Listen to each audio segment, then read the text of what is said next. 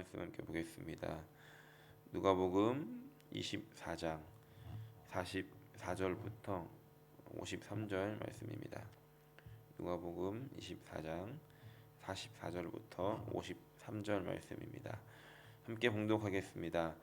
또 이르시되 내가 너희와 함께 있을 때에 너희에게 말한 바 곧 모세의 율법과 선지자의 글과 시편에 나를 가리켜 기록된 모든 것이 이루어져야 하리라 한 말이 이것이라 하시고, 이에 그들의 마음을 열어 성경을 깨닫게 하시고, 또 이르시되 이같이 그리스도가 고난을 받고 제3일에 죽은 자 가운데서 살아날 것과 또 그의 이름으로 죄 사함을 받게 하는 회개가 예루살렘에서 시작하여 모든 족속에게 전파될 것이 기록되었으니 너희는 이 모든 일의 증인이라. 볼지어다 내가 내 아버지께서 약속하신 것을 너희에게 보내리니 너희는 위로부터 능력으로 입혀질 때까지 이 성에 머물라 하시니라. 예수께서 그들을 데리고 베다니 앞까지 나가사 손을 들어 그들에게 축복하시더니 축복하실 때에 그들을 떠나 하늘로 올려지시니 그들이 그에게 경배하고 큰 기쁨으로 예루살렘에 돌아가 늘 성전에서 하나님을 찬송하니라. 아멘. 1년 2개월 정도 됐는데 2022년 4월 1일부터 제가 이제 새벽마다 누가복음을 함께 나누었습니다. 정확하게는 안 세봤는데 한 110번 정도 되는 것 같더라고요. 1장을 시작하면서 누가복음이 끝나기 전에 예수님이 오실까 뭐 이런 생각도 해봤는데 짧지 않은 시간들을 함께 하였습니다. 누가복음 1장을 시작할 때 누가는 이렇게 기록합니다. 이 모든 일을 근원부터 자세히 살폈고 또 차례대로 질서 있게 기록했다고 설명하면서 누가복음을 시작합니다. 누가복음은 다른 복음서들 중에서 4개의 복음서들 중에서 분량이 가장 많습니다. 그렇기 때문에 그렇게 자세히 길게 누가가 기록을 했다는 것인데, 그렇다면 누가가 이 누가복음을 기록한 목적, 왜 이것을 기록했을까 하는 것입니다. 물론 사람들마다 학자들마다 다양한 이유를 줄 수 있겠지만 이 누가가 기록한 사도행전도 누가가 기록을 하게 됐는데, 이걸 연결해서 이제 생각을 해보면 그 목적은 오늘 48절에 있는 것 같습니다. 48절 말씀 한번 읽어보겠습니다. 너희는 이 모든 일의 증인이라. 그리고 사도행전에 가면 1장 8절 사도행전을 이제 시작하면서 누가복음을 지금 닫으면서 너희는 이 일의 증인이라고 말씀하시고, 또 사도행전을 열면서 1장 8절에 잘 아시는 말씀이겠죠. 오직 성령이 너희에게 임하시면 너희가 권능을 받고 예루살렘과 온 유대와 사마리아와 땅끝까지 이르러 내 증인이 되리라 라고 기록하고 있습니다. 누가복음은 증인이 되기 위한 이야기, 그리고 사도행전은 증인으로서 살아가는 이야기를 기록하고 있다는 것이죠. 그래서 저는 오늘 말씀의 제목을 증인, 특별한 은혜를 입은 사람이라고 지어 보았습니다. 누가복음의 이제 마지막 부분을 묵상하면서 이런 생각을 해봤습니다. 예수님이 부활하셔서 제자들에게 나타나시지 않습니까? 그러면 왜 제자들과 또 예수님을 따랐던 사람들에게만 나타나셨을까 하는 것입니다. 예수님을 이렇게 못 박은 로마 군인도 있었죠. 예수님 이렇게 못 박은 로마 군인에게 나타나셔서 손을 딱 보여주시면서 아무 말씀도 안 하시고 그냥 손만 딱 보여주시고 씩 웃으시면 그 로마 군인이 얼마나 이제 당황하면서 예수님 앞에 엎드리지 않았겠습니까? 아니면 빌라도에게 찾아가셔서 밤마다 나타나시는 겁니다. 빌라도야 그러면 빌라도가 큰 깨우침을 얻을 수 있었을 텐데 예수님은 그러지 않으셨다는 겁니다. 예수님은 십자가에 못 박으라고 소리쳤던 대제사장들이나 서기관들에게 나타나셨다라고 한다면, 그들에게 능력을 한번 부활하신 능력을 보여주셨다면 이들이 다른 삶을 살지 않았을까, 이런 생각들을 해보게 되었습니다. 말씀을 보면 예수님은 이런 사람들에게 나타나지 않으시고 그분을 믿고 따랐던 그 예수님의 제자들과 예수님과 함께했던 사람들에게만 나타나셨다는 겁니다. 왜 그러셨을까? 간단하게 말하자면 그 뭐 빌라도라든지 뭐 제사장들이라든지 로마 군인이라든지 이들에게 나타난다 하더라도 이들은 예수님을 믿지 않을 것이기 때문에 예수님은 그러셨던 것 같습니다. 아니 예수님을 보고도 어떻게 안 믿을 수 있느냐라고 할 수 있겠지만 이미 수많은 사람들이 예수님의 기적을 보았어도 예수님을 다 따랐던 것은 아니었습니다. 그렇다면 부활하신 예수님을 만난다 하더라도 그들은 증인으로서 삶을 살지 않을 것이기 때문에 예수님께서는 오히려 부활하신 후에 잠깐 사셨던 이 시간을 낭비하지 않으시고 물론 그들을 포기하신 것이 아니라 증인으로 살아갈 제자들에게 더 집중하셨다는 겁니다. 그리고 이들이 증인으로서 이들을 변화시키면 되기 때문에 예수님은 그 시간을 아끼시고 증인으로 살아갈 사람들에게 나타나시고 집중하셨다는 것입니다. 그래서 이런 결론을 생각해 보게 되었는데 부활하신 예수님을 만났던 사람들은 증인으로서의 자격을 갖춘 사람들이고 또 그 예수님을 만났던 사람들은 그렇기 때문에 특별한 은혜를 입은 사람들이다라는 것입니다. 증인은 어떤 사람입니까? 증인은 쉽게 말해서 증언을 할 수 있는 사람이 증인입니다. 그리고 증언은 아무나 할 수 있는 게 아니라 그것에 대해서 경험을 하고 또 그것을 알고 있는 사람이어야 한다는 겁니다. 몇 번 말씀드린 적이 있었던 것 같은데 몇 년 전에 제가 이제 고등부 아이들을 데리고 금요일 날 아이들 철야 예배가 끝난 후에 저녁에 이제 픽업을 해주다가 우회전하는 신호를 기다리고 있다가 사고를 목격한 적이 있습니다. 앞차가 출발을 했는데 반대쪽에서 이제 차가 오늘 너무 빨리 오는 겁니다. 그러니까 저희 아이들이 차에서 그걸 다 보고 있었어요. 하고 있는데 그냥 와서 그 앞에 가던 우회전하던 차를 부딪혔습니다. 거의 한 80km는 돼 보였는데 브레이크를 밟지 않고 그냥 이렇게 받았거든요. 그래서 저희가 다 놀래고 막 뛰어 내려가서 이제 운전석을 열었는데 저는 이제 혹시 죽은 거 아닌가 할 정도로 굉장히 큰 사고였는데 다행히 이제 살아 있었습니다. 차에서 내리고 아이들 지켜서 경찰에 신고도 하고 구급차도 부르고 한 적이 있었는데 그 사건이 어느 정도 종료될 때까지 이제 그 자리에 있었습니다. 그때 경찰이 와서 저하고 또 이제 앞자리에 탔던 아이들 그걸 장면을 목격했던 아이들의 연락처를 이렇게 받아가더라고요.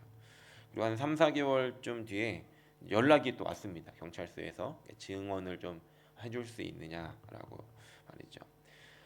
증인이라고 하는 것은 이렇게 직접 보고 또 그것을 들은 그것을 목격하고 현장에 있던 사람이어야 한다는 겁니다. 누군가에게 들었던 이야기 물론 이제 증언으로서 활용할 수 있지만 정확한 증인이 될 수는 없다는 것이죠. 그렇다면 우리는 이런 생각을 해볼 수 있습니다. 이런 질문을 한번 드리고 싶은데 여러분들께서 알고 계신 예수님, 여러분들께서 알고 계신 성령님은 여러분들께서 직접 만나신 분이십니까? 아니면 누군가에게 들었던 예수님이 이렇다더라, 성령님은 이렇다더라 라고 하면서 전해 들으신 분이십니까? 초기에 있었던 이 기독교 공동체는 자기들을 크리스찬이라고 부르지 않았습니다. 저희는 예수 믿는 사람들을 다 크리스찬으로 부르지 않습니까?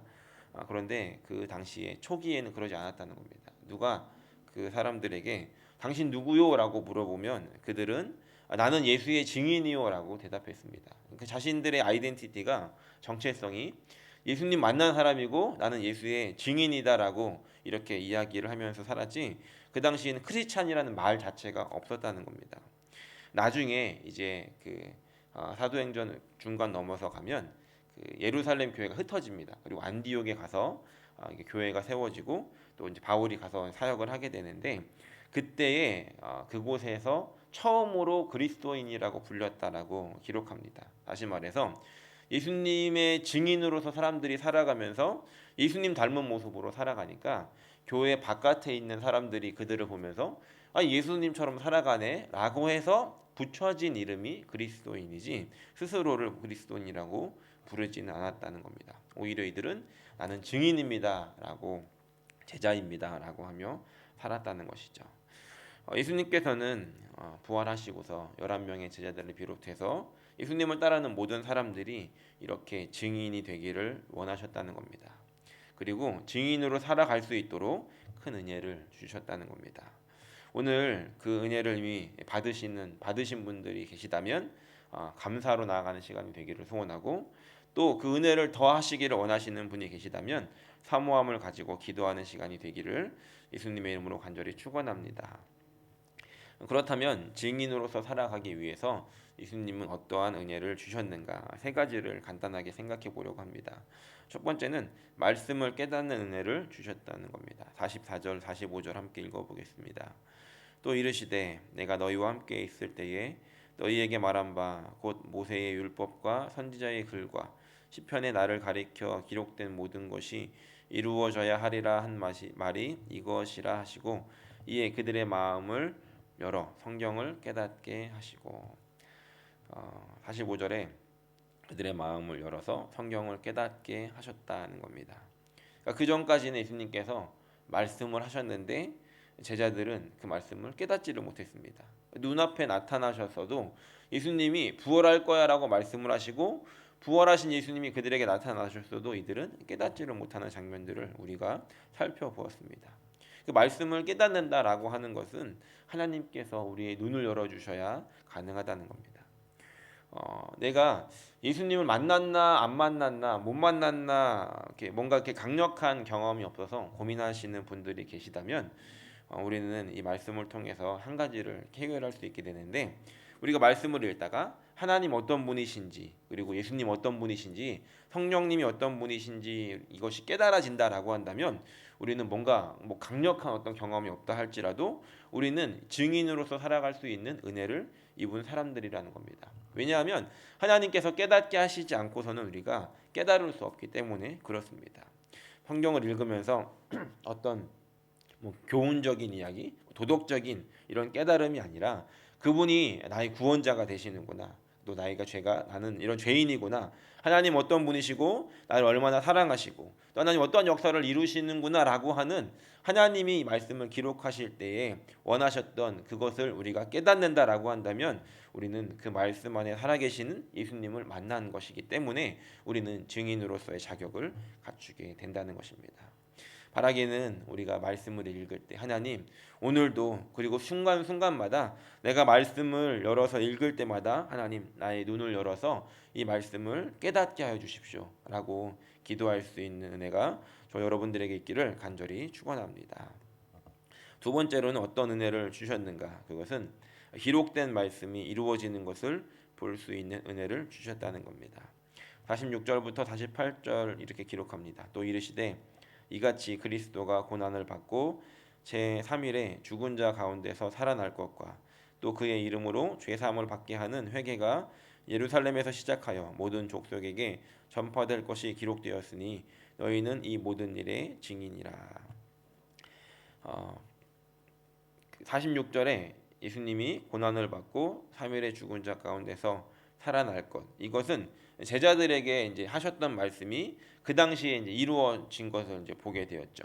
그런데 48절 말씀은 아직 그 당시의 상황으로 가면은 이 말씀의 이제 배경으로 들어가면은 아직 이루어진 것은 아니었습니다. 하지만 이 말씀의 배경이 아니고 누가복음이 쓰여졌던 이 시대로 가보면 이미 이 말씀이 이루어졌다는 걸 알 수 있습니다. 왜냐하면 누가복음을 쓸 때 누가는 그 이방인들, 그러니까 예수님을 알지 못하는 이방인들, 유대인이 아니라 다른 민족들을 위해서 이 글을 지금 썼다는 것이죠. 그러니까 이미 많은 사람들이 예수님을 알고 있었기 때문에 모든 족속에게 말씀이 전파되고 있는 중간이었기 때문에 지금 이 말씀이 실제적으로 누가는 이루어진 것을 보고 쓰고 있다는 것입니다.